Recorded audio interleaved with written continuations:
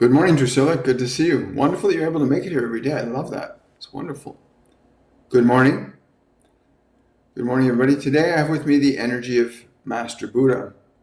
And it's a very interesting communication that I received, and now I get to let him share it with you. It's really important and simple. You know, one of the things I love about the beings that work through me is there's no unnecessary complexity to what they're saying. It's really very simple. Everything comes down to love and fear. That's it. But today is going to be a little bit different a presentation. As when Buddha came to me this morning, he said, there was a statement by one of your leaders, and I think he was referring to Teddy Roosevelt, where I think Earl Nightingale wrote a thing for Teddy Roosevelt in a speech that says, "You have nothing to fear but fear itself." And Buddha came and he said, this is not true.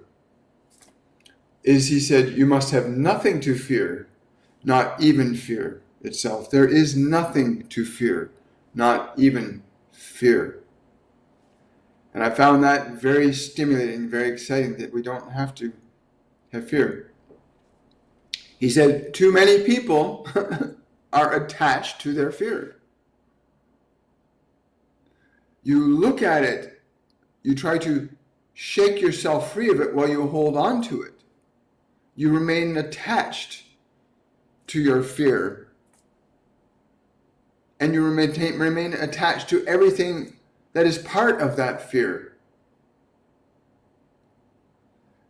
The practice of non-attachment is not a very difficult process. It is really very simple. So simple that most people don't even try to do it, because so many of you have been taught to believe that things have to be hard in order for them to be meaningful. You wonder why it is that I instruct all of my students to breathe slowly, to focus first and foremost upon the breath. It is the beginning of taking responsibility for yourself. You're not simply taking a breath. You are guiding your body. And this is essential if you wish to get free of your fear and all of the children that come from fear. Your anger, your impatience, your frustration, your sadness, your disappointment. All of these things that you call evil come from fear. They do not come from you, but you hold on to them once you've gotten them in your hands, once you've bitten into that proverbial apple, then you are stuck believing that the apple, in this case the fear, is real. And so I start you off with your breath, because that is the beginning of directing the body to be fearless. If you breathe, which your body does all day long, that is just what the body does. However, when you direct your body to breathe, you are no longer just the body. You are becoming the Buddha. You are becoming the Christ. You've taken the first step in the mere action of breath.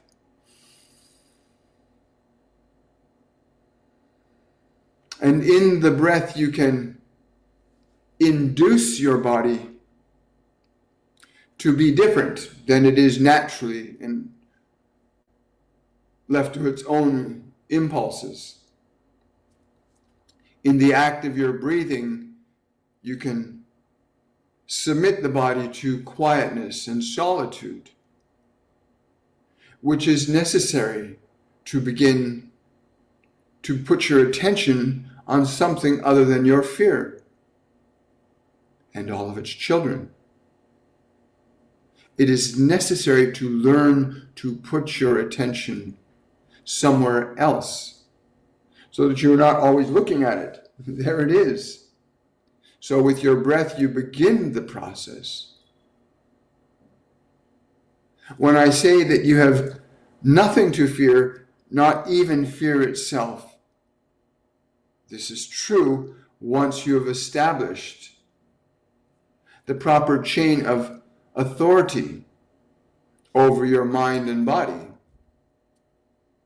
And because the body is the most obvious constituent in your belief in your existence as a physical organism, it is important to begin there. For once you place your body into the position where it is not busy with anything, it is not doing anything, you just take it and you put it aside. In this process that many of you call meditation, it is the practice of getting the body out of your way so that you are not distracted by sight and sound and smell and touch and taste, which keeps you attached to your fear.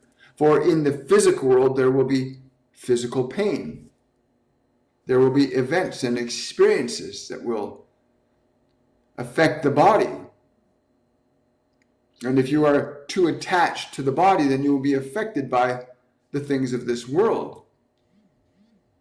And so you begin first with the process of getting the body still and quiet, so that you are not caught up in sound and sensation.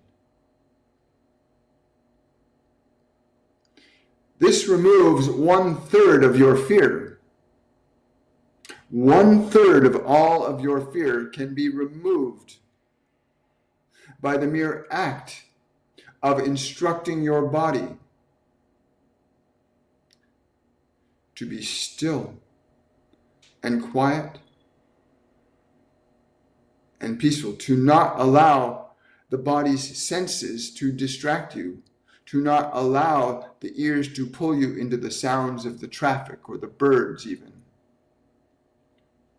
to not allow yourself to be pulled into the body, but to rather submit the body to stillness and quiet. And the purposeful and deliberate action of your breath, that is, using the breath of the body, gives you command and authority to continue to assert the body into submitting to stillness. And when you can keep your body still and your awareness undistracted by what the body hears, you have taken care of 1/3 of your fear. The body is now placed aside. And then there is the second portion of your fear.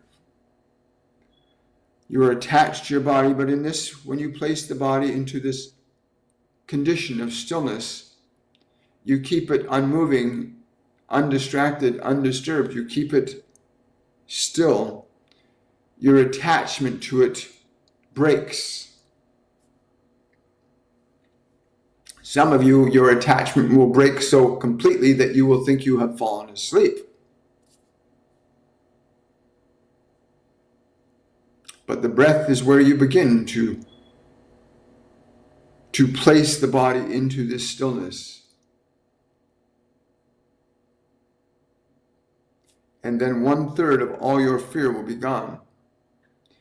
Your only duty then is to keep the body in stillness, to not allow the body to distract you with its sounds that it hears and the smells that it smells and the sensations of it, to not allow the body to keep you attached to its sensation and its perceptions of what it hears and smells and feels, to keep it utterly still.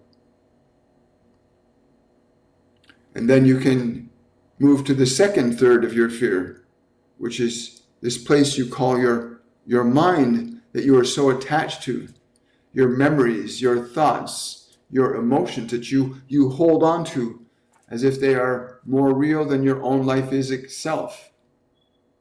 You are attached to thought, you are attached to memory, you are attached to anticipation.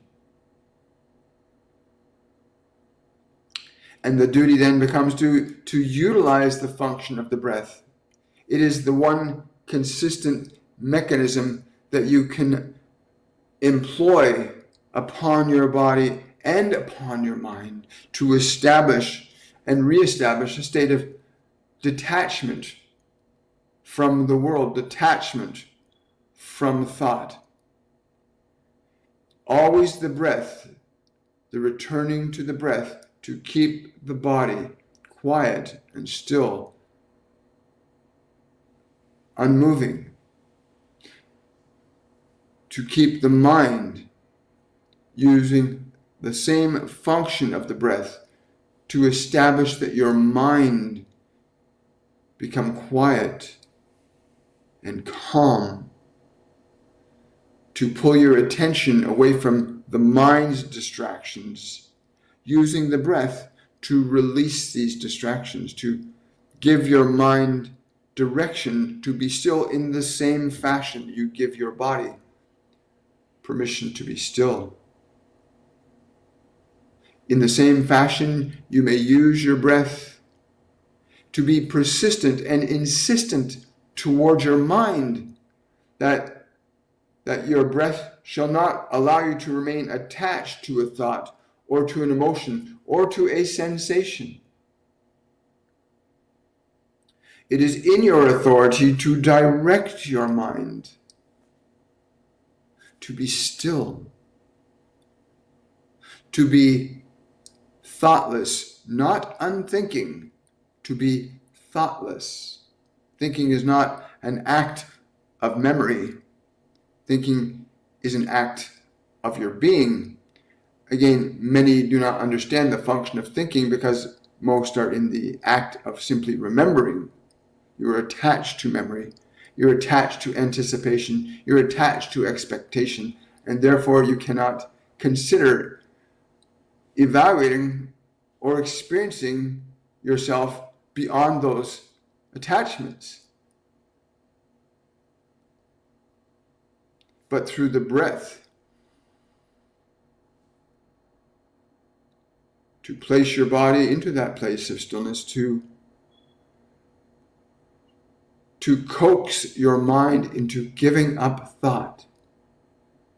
You can coax your mind through the breath into giving up remembering, anticipating, expecting.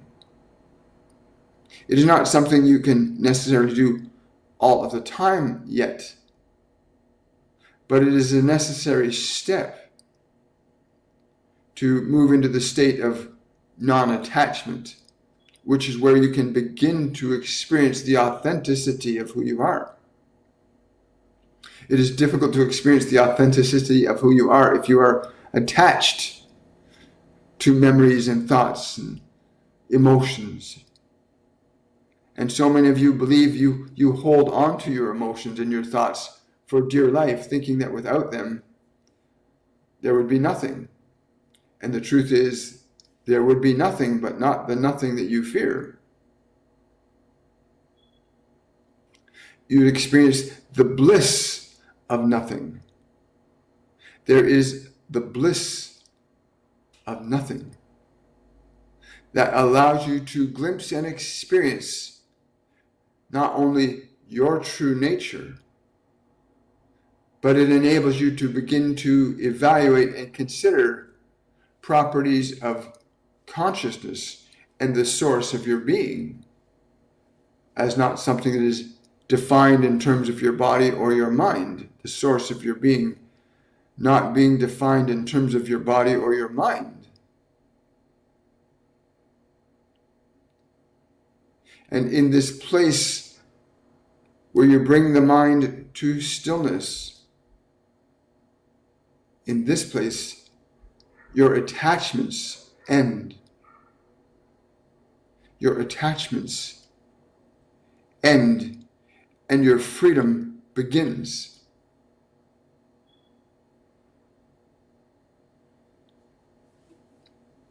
To practice this consistently is essential as it was for you to learn to walk or to talk. It had to be engaged repeatedly and consistently, how you would place clothing upon your body, how you learn to read and study and evaluate things in order to be able to accomplish them. So too, this place of the fearlessness of being, the place of bliss, of nothingness, that affords you the opportunity to experience everything,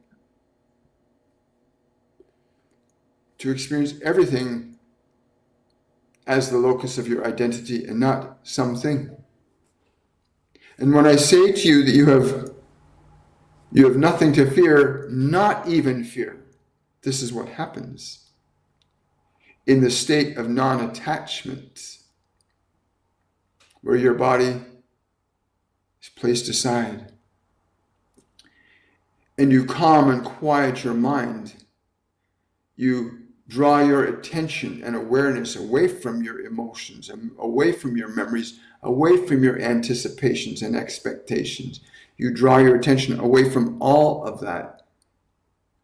And then you begin to go into the fearless state, towards the bliss, towards the divine lotus. And this is the last relief of the third portion of your fear, to surrender your need to desire or know, to surrender that. For in desire, you are still in the illusion that there's something lacking, and that the idea that something is lacking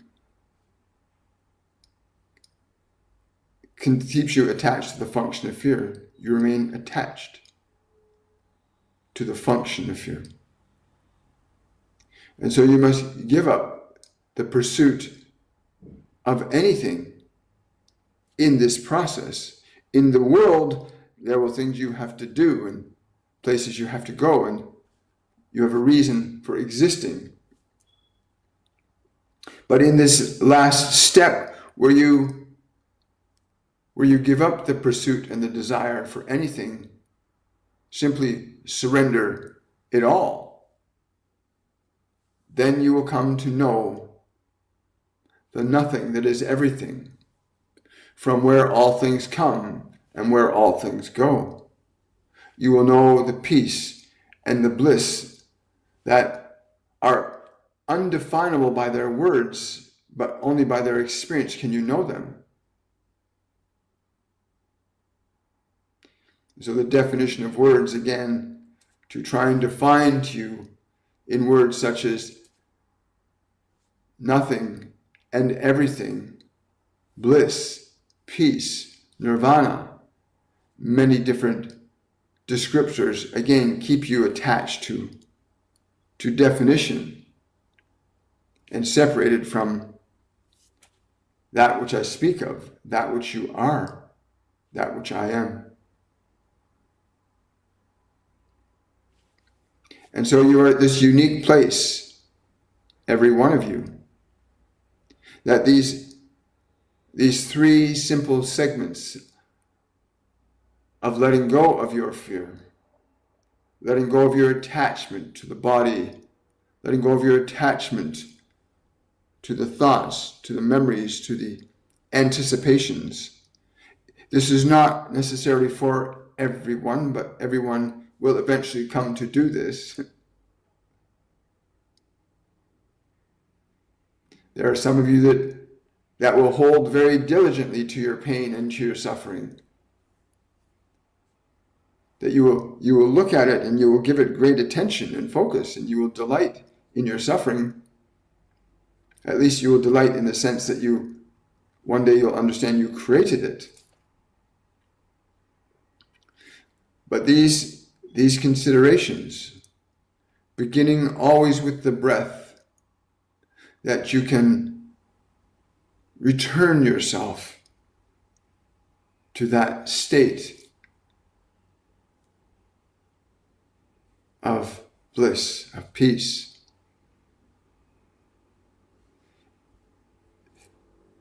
The body is simply the instrument through which you articulate your expression. Do not be too attached to it, because one day you will not need it anymore. Do not be too attached to your body. And do not be too attached to your thoughts, to your memories, to your anticipations. One day they will be gone. You must learn to let go of your attachment to the body, your attachment to your mind, your attachment to self-importance.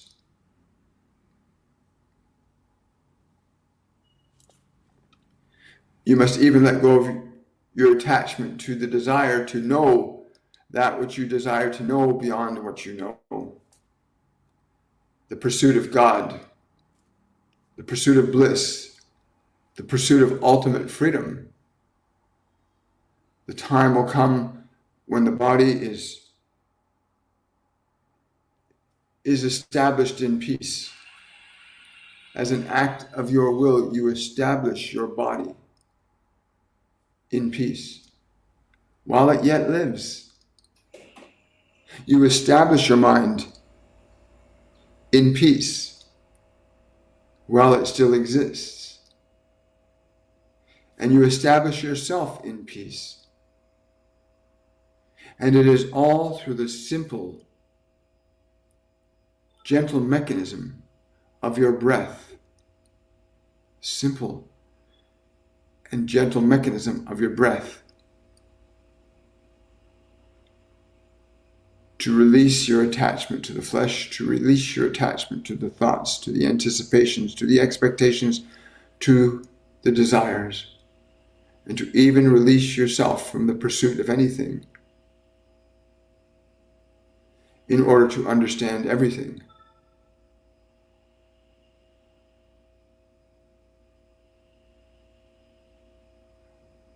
And so you want peace.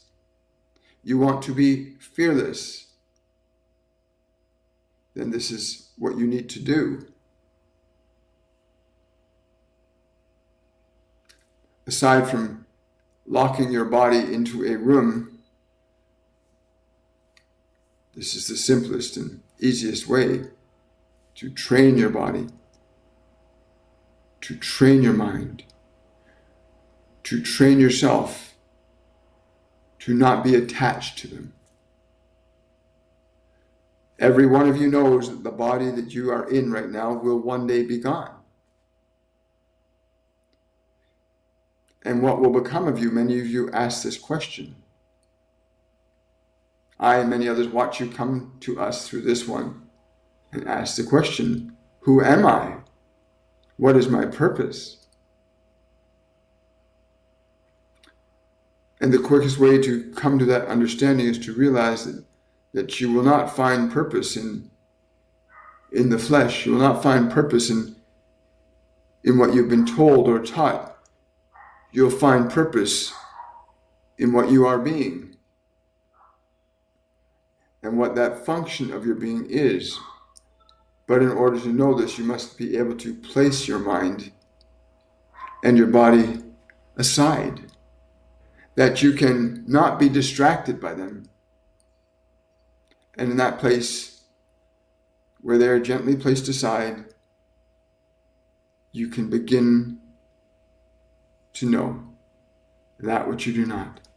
And in that place where the last of your desires are surrendered, there will be nothing to fear, not even fear itself.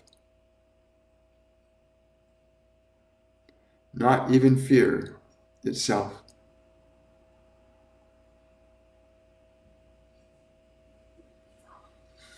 I want to say thank you, Master Buddha. I want to say it would be really, because what I feel when that's being communicated through me is is this bliss, this place of nothingness and everything. It's the most amazing thing, nothing and everything at the same time. He says it's possible to live in the world as a divine being because you function from a place of knowing that most people don't.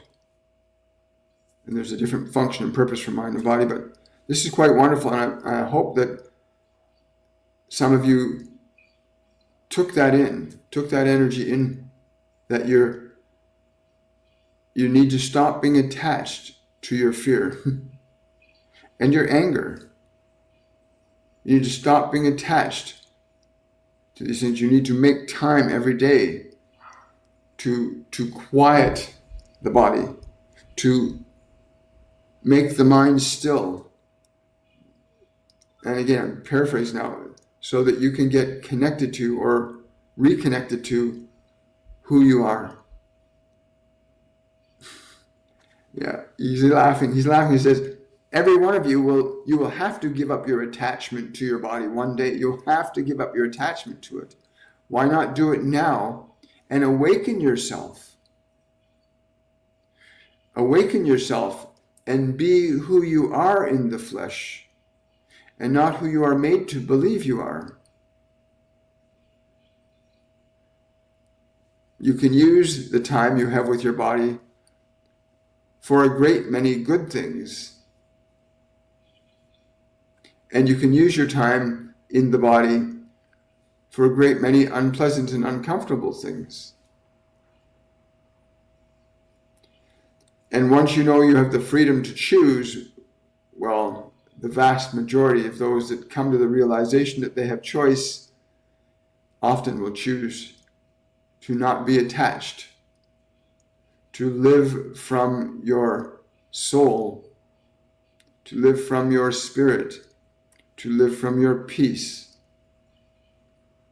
to live from your contentment in your playfulness. Oh, and your playfulness, when you engage your playfulness, wonderful things can happen. Wonderful creations can happen with your playfulness. So that's my morning. It's very interesting times. You did it again, didn't you, William? You're funny. Hi, guys. Good morning. Hi, Bridget. Good to see you. Hi, Tanya. Good to see you. Wonderful. Hi. Yeah, this place of non-attachment that he's speaking about, when he came and said those words to me, he said, it's not, you have nothing to fear but fear itself. You have nothing to fear, not even fear itself. You want to get to that place where you have nothing to fear, not even fear itself. Because the original way that was written, you have nothing to fear but fear itself. He said that was an error. You have nothing to fear, not even fear itself. The function of our body is temporary. The function of our soul eternal. Where'd that go? Okay, well, we'll have to make do. I don't have a long time to spend with you guys today. We have some events that are coming up that we have to attend to. And again, please understand that you are not your body. Your body is something that you have. You are not your thoughts. They are something that you have. You are not your emotions. They are something that you utilize for creation. Unfortunately, many of your emotions get ensnarled and entangled with your thoughts, and of course, you end up in uncomfortable places. I like what he said about do not be attached to fear. Do not be attached to anger. Do not be attached to it. He said He says that you will act very differently when you're not attached to your emotions. The impetus for action comes from a different place when you are not attached to your emotions and your thoughts. Then the impetus for action and word comes from a very different place than what you know. Very exciting.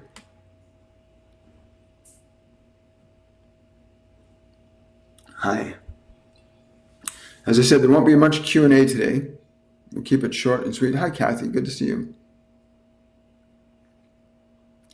Thank you so much for the little gifts and the stuff. Thank you.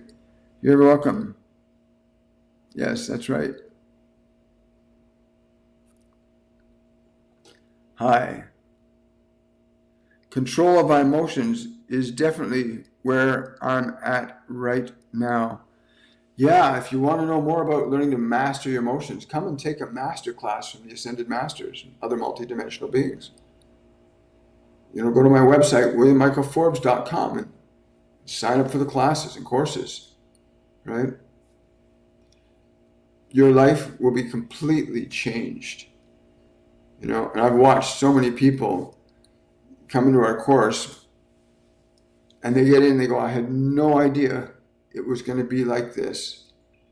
No idea that I would go through the kinds of changes that I'm going through in the first week. Right? I can't say that these courses are always going to be available, but they're available right now, and take advantage of them. Give yourself a Christmas gift that you can get in a couple of months from now. You want to do that? Hi. Hi. We'll take questions here. Yes, we'll have time for a few questions. Hi. Thank you for the badges and the gifts. Oh,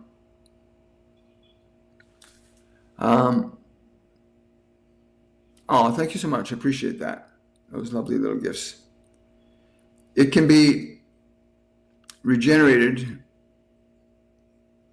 even reincarnation and incarnation, yes, but you can never recreate the same physical body twice. They all tell me that.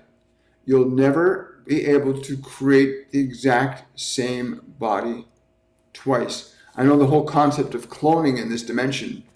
They say you can create the exact same body, but they don't have a mechanism or methodology for moving your consciousness in that body, at least not yet. That's a potential down the road, of course.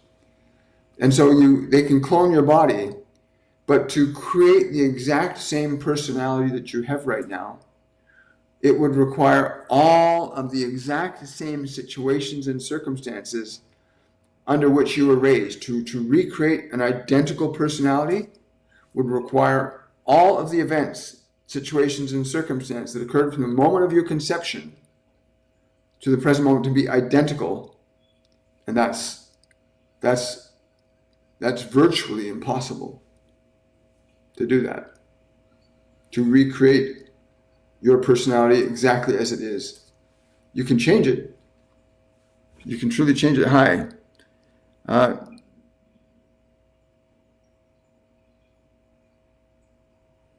Oh, wonderful. Who's that? That's Julie. Hi, William. Thank you. Can you say anything about the luminous orbs over planet Earth right now? Again, we are at a time of ascension. Literally. A lot of people don't understand that, and the vast majority of people are so attached to their personalities, the one the world has made up for you, right?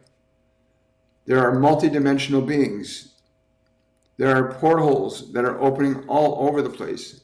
As to the orbs directly, again, there are different variations and combinations and permutations of consciousness. If I tune into those orbs, each of these orbs emits a frequency of energy and responds to a frequency of energy.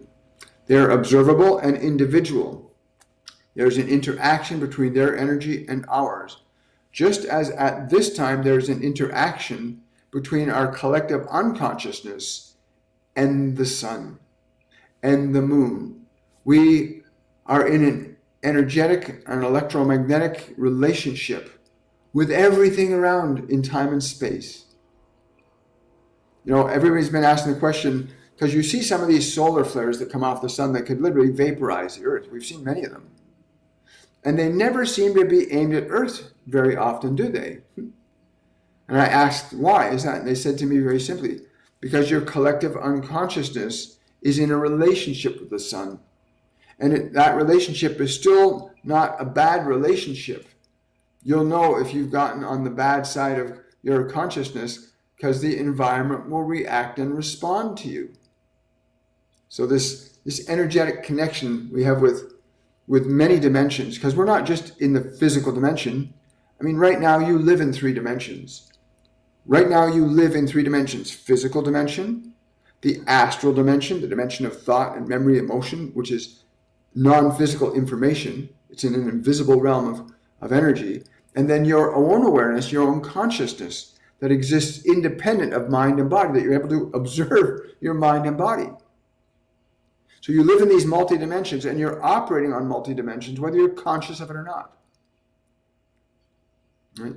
And on the physical dimension, our energy interacts with physical things. The physical sun is a physical organism, and has a physical mass that is affected and influenced by electromagnetic interplay. So the sun is interacting with the greater galactic energy, and our Earth is interacting with the greater solar energy, as are the other planets. And these orbs are, again, dimensional elements that are coming here. And it's not just orbs, there's other things coming. Some people call them drones. There's many different versions of what's occurring right now. Literally, we are not alone in creation. God was wise in his action to make an unlimited diversity of consciousness. And so you will see that there are these beings from many dimensions coming here now in response to 2 things: our call for love and our willingness to respond to it. So many people on this planet are suffering, and in your suffering, if you're one of those people right now, in your suffering, you are calling for freedom. You are calling from liberation from your suffering. And you transmit that assistance. That happened to me for the very first time, consciously anyway, when I was about to jump off a bridge. And the last thought before I was ready to fall over was, if anybody could help me, I could really use it right now. If there's anybody, those would have been my last words. And then I heard my guardian angel John say, stop. So there are beings on many dimensions that will respond to you if you are open and receptive to receiving it. But if you go like this, nobody cares about me, nobody's going to help me, I can't do anything, then that's what your experience will be. It won't be the truth, but it will be the experience that you create. And if I had not asked that question, John would not have come. So these beings that are coming from many dimensions, even with Google creating this new quantum ship that's going to allow us to open up dimensional gateways like HARP's doing and many other things, CERN, that are actually opening gateways to multi-dimensions, multiverses. They exist, they're reality. Science has known about this for many decades, about the quantum realm and multiverses and different degrees and intensities. Very exciting. Yeah, it is a very exciting time for us. So the orbs, again, are just another facets of consciousness reacting and responding to what we're transmitting. And what is anger? What is shame? What is your pain but a call for love, right? So in our suffering collectively and individually, we've been issuing a call for love. And it will be responded to. Yes, there are other sides to that too, but we won't get into that right now. But that's what the orbs are in a nutshell. Again, dimensional responses. Hi, Adrienne. Good to see you. Hi. Much love and gratitude to you and Buddha. Thank you. Yeah, I really love his energy. I can just sit in it and just be there. Which already he says that's the whole point. You have to come to just be, so that when in being what you are, you will know what you are. In being a body, you only know yourself as a body. In thinking your thoughts and being a mind, you only know yourself as your thoughts. So that's not who you are, right? And I hope, again, some of you have gained benefit from what was said today. Who were the 3 skeleton horsemen that I encountered a few years ago in the spirit realm? Again, those of you that are traveling and astral traveling and going up and getting in meditation, be very mindful. And I'm really grateful you've asked this question, because literally information will come to you at the level that you are able to receive it. Information, especially in meditation, will come to you at the level that you are able to receive it.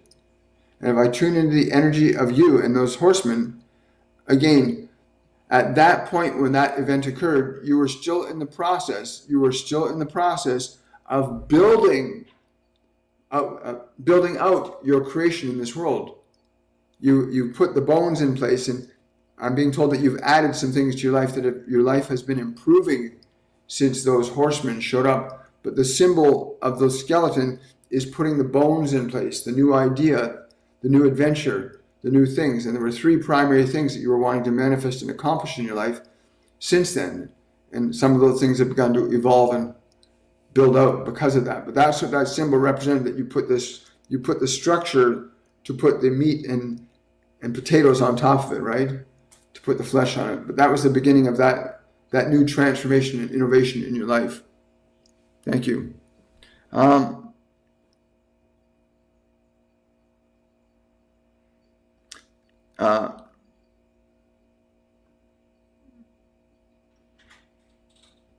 Let's see. Maybe Buddha would like to, sweetheart, can I just get my glasses there, darling? Kind of weird squinting in the screen. Love you too. Thank you. Maybe Buddha would like to speak about using physical energy for self-healing. If I ask him, he says, you're not using physical energy. You're using spirit that moves into the body if you permit it to do so. There are qualities of spirit, limitless qualities of a spirit, that you can bring into the body. The body can be brought into the vibration of regeneration. You can induce the body, and this is what the function of healing is. It's the induction of qualities that you wish to see embodied. If you are in the idea that you are somehow sick and you are not well, then you are sustaining and maintaining that by the very attachment to the idea of the sickness. But if you were to assign your attention to the vitality, the rejuvenation, the revitalization of the body, then you are bringing in a different spirit into the body. And then it is a matter, of course, of being able to sustain and maintain the spirit until it is complete.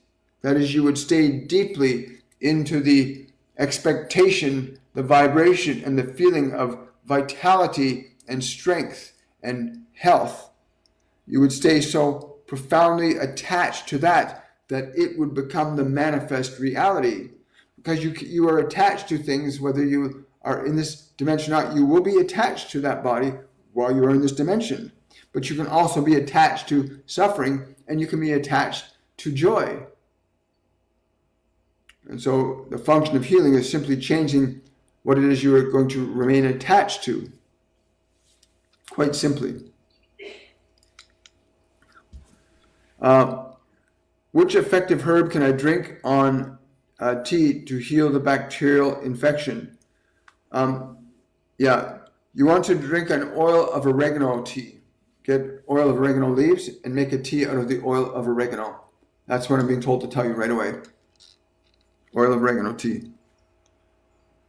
Hi guys, good to see you. Hello, glad you're here. Oh, thank you so much. What's the difference between prophecy, warning dreams, or metaphor dreams? Again, I'm not a psychic. I'm given information, but if I tune into the meaning of those words as I understand them personally, is one thing. But if you want to understand prophecy, there there is the prophecy that you can create as an act of your own will. There is the prophecy of events that are inevitably going to unfold because of existing circumstances, the functional behaviors and actions of all the individuals involved in a particular process of creation will create certain inevitable outcomes. So prophecy is, again, a matter of choice, not a matter of absoluteness, right? You must understand that the function of creation is what you are here to learn and understand and execute. The function of creation. That there are existing, as you have seen with your society, many things have occurred where they predicted your world would be flooded by this time, and it is not. Because there are ideas that went contrary to that. You must understand the function of creation, which many of you do not. And while you're in the flesh and you're in the mind, if you're going to be attached to anything, at least be attached to those things that are good and right and just. Be attached to those things. Yeah.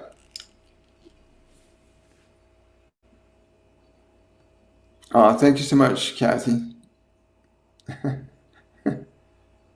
Angel orbs.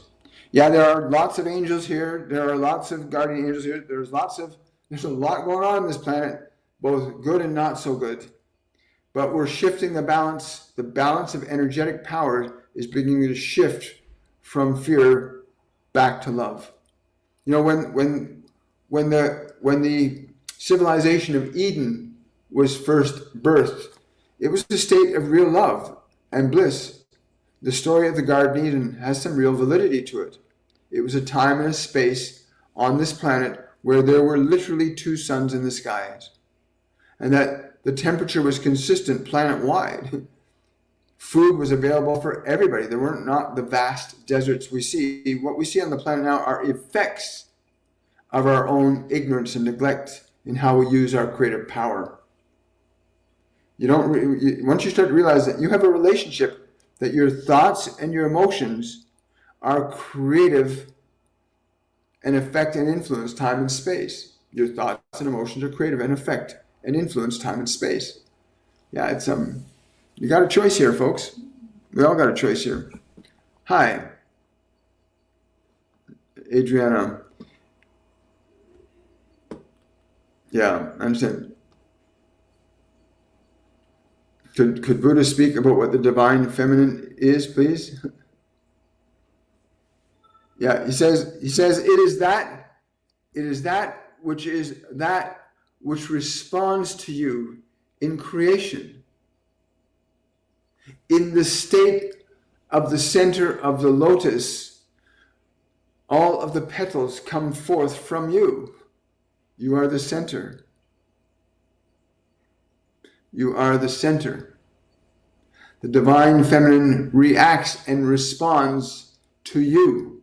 It is everywhere, in all places, and says simply, ask and you shall receive. It is the reactive and responsive. You see this in the realm of female. You see this in the realm of female, that the feminine produces and manifests in response to the interaction of male energy upon it. Male energy in the context of your question being your awareness, able to consider ideas and possibilities that then influence this infinite feminine field to react and respond. As equally as the male physical body can interact with the female body, and the female body as a feminine field reacts and responds by producing a physical life form. To create, the feminine energy is that which manifests the function of creation, whereas the masculine principle of consciousness is that which initiates the feminine to create. It is very simple. Uh, yeah, yes, this is very true. We got one of our students, Daniela. Hi, Danielle. Thank you for saying that. In our master class, you will learn how to heal your mind. There are simple, easy to follow techniques. You will learn to heal your body. You'll learn what has to happen and what you need to do to heal your mind and body. And that happens in all of our classes. It's really quite remarkable. Right? Yeah, imagine, getting healed. Not just your body, but your mind. I'm going to the Horse Cafe in a minute for some fluffy pancakes. I'm at my Play-Doh house. Well, have fun with that. Enjoy your pancakes. William, you're awesome. Keep up the good work. Yes, center of center. We are protected. It's very true. Could biblical events be prevented or do you feel some or all of the Bible was created by evil ones? Well, it's a yes and a no and a no. Yes, biblical events could happen. Again, what was said earlier, somebody asked a question, that we are creative beings individually and collectively. We're not in this alone. Do not think that because governments and billionaires have money and power, that they are the only ones that are affecting creation right now. We're all affecting it. So if you really hold firm to, oh my God, the Bible's coming true, the war, if you want to hold to that energy, cancel that. If you want to hold to that energy, you will be a participant in its creation. I don't ascribe to that. I know that humanity is divine in nature. We are a manifestation of a consciousness that says, I love you. We're a manifestation of something that says, you are worthy of life and I give it to you. And from that understanding, I think that we are all made in the image and likeness of that intelligence, and that it says, go forth and create. And so we can create whatever we want with our free will. Trust in what you're seeing unfold. I mean, look at what's happening in France. The government of France fell. Now the government of Canada is in the process of falling. These are dark, evil governments that were perpetuating insane madness to believe that men are women and women are men, and all this nonsense. Yeah, and if you all this darkness that goes contrary to the truth of what life is, a lie cannot stand in the face of the truth. The truth is like a powerful wind that will blow the lie away like dust from your hand. And that's what's happening. We're witnessing it. You look at some of the people that are being put in positions of power around the world now. They're saying, God first, family first, prosperity first, honesty first, integrity first. This is amazing. We have spent the last 150 years, actually 2,000 years, with one group of people being controlling and domineering and the other people suffering, but both have suffered. Both suffer in their own way. I know the statement that it's better to suffer, it's easier to cry in a Mercedes than it is in a Volkswagen, right? It's the same in either one. Your crying will be the same. I don't care what car you're in. Your pain will be the same. But I don't ascribe to the idea that the biblical events are inevitable. I think we have free will and we have free creative license to transform and transmute. And they tell me that all the time. It's the reason they came to me in the first place. William, we are here to assist you to bring about the manifestation of love as the dominant expression in human collective unconsciousness. And it's happening. Yes, some of the stuff that's going on is not very pleasant, but these are effects of our collective unconsciousness. It's not just the effects of one man or another man or a group of men. We are all participating. If you agree to something that's bad, you're participating in what's bad. If you think it's okay for people to steal your money in the form of taxation, then you're agreeing it's okay to steal. That's okay for people to steal from you. If you agree that a government can write a law, if you put a government in power that writes a law that says you cannot have communication on this subject on the internet anymore as it was done in Canada, then you have agreed to that. We are all participants. You cannot blame the wealthy, and the wealthy cannot blame the poor. We are all participants in this incredible, exquisite dance of humanity, and we are affecting the sun and the other planets. We have a relationship energetically, unconsciously and consciously. So yeah, you just you can buy into the fear, but I like what Buddha said earlier. You have nothing to fear, not even fear itself. I love that. You have nothing to fear, not even fear itself. But you have to learn to let go of your attachment to fear. And your attachment, again, I'm paraphrasing what he was saying earlier.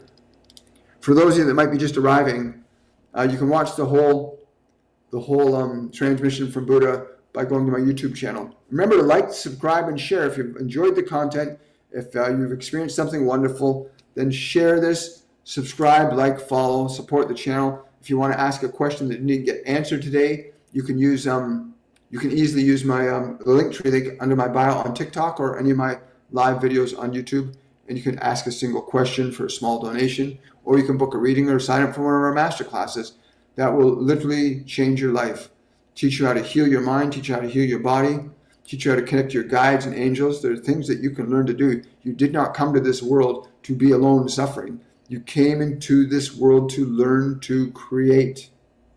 That is why every one of us is here, to learn to create.